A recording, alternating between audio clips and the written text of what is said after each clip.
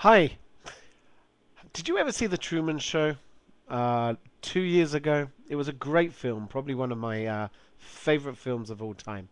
For those of you who missed it, The Truman Show was about a gentleman who didn't realize that his whole life was actually as part of a reality television program. Since his birth, he acted within this bubble which was created by a television company, and the whole world tuned in every week to see what was happening in the life of the Truman Show. And it's only towards the end of the film that, within the Truman Show, Truman discovers the reality beyond the bubble. The meeting this week in Annapolis, trying to seek peace in the Middle East, reminded me of that program or that movie, The Truman Show. The world seems to have tuned in to the Middle East. People have flown over to America. Yet the reality is, within this bubble of Annapolis, there is a reality of the Middle East which I think is being ignored. First of all, the conference itself could also be called the Conference of the Scared. Why? Everyone going, with perhaps the exception of Syria, and we'll talk about Syria in a second, is united over one thing: a fear of Iran. So when we look at this conference, we have to realize that perhaps today the whole Middle East has changed. It's no longer Israel and the Arab world, but rather moderates versus extremists.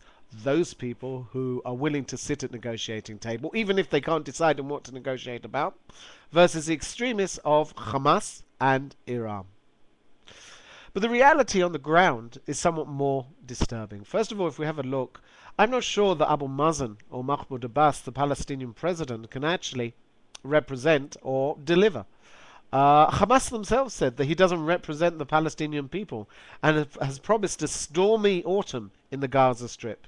The reality is, in the Gaza Strip today, we expect within a few months that missiles will be improved to get to a range of around 20 to 25 kilometers. That brings Kiryat Gat into range.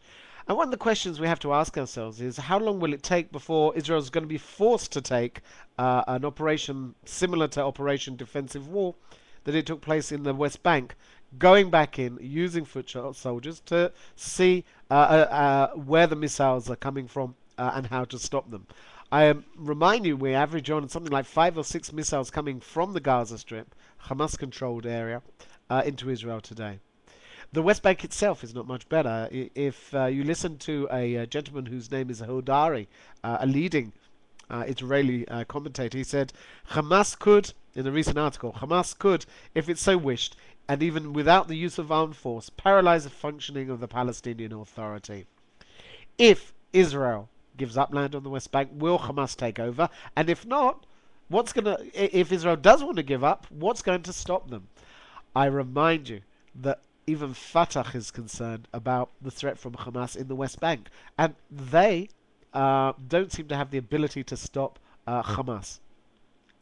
One of the questions is going to have to be addressed is, how do we guarantee Israel's security in the light of a further withdrawal?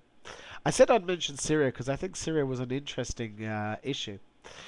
Syria reluctantly is sending a deputy foreign minister, and they're certainly caught between a rock and a hard place. Iran is furious with them for attending, yet on the other hand, they don't want to say exactly no to George Bush and the West. They're trying to get back into the Western field and to come under the perhaps to be considered negotiable with or by America.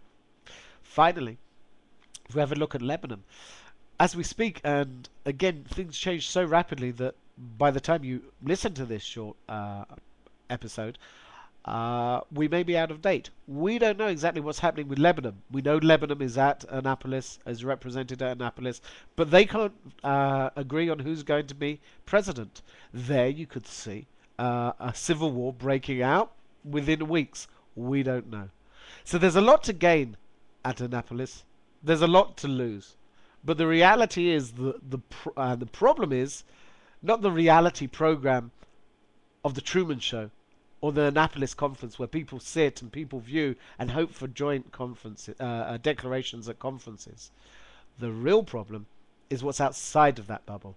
The reality of Hamas, the reality of Iran, which increases its capability to target not only Israel, but Europe with new ballistic missiles. Last point before we go. Keep an eye out on Russia. Will there be another conference, not in Annapolis in the States, but in Moscow afterwards? We've got to keep an eye on what Russia is doing, because Russia is arming and arming and arming both Syria and Iran, trying to act as a counterbalance between America and Europe and China in the Middle East. Friends, that's it for now. Let's have a look at what develops.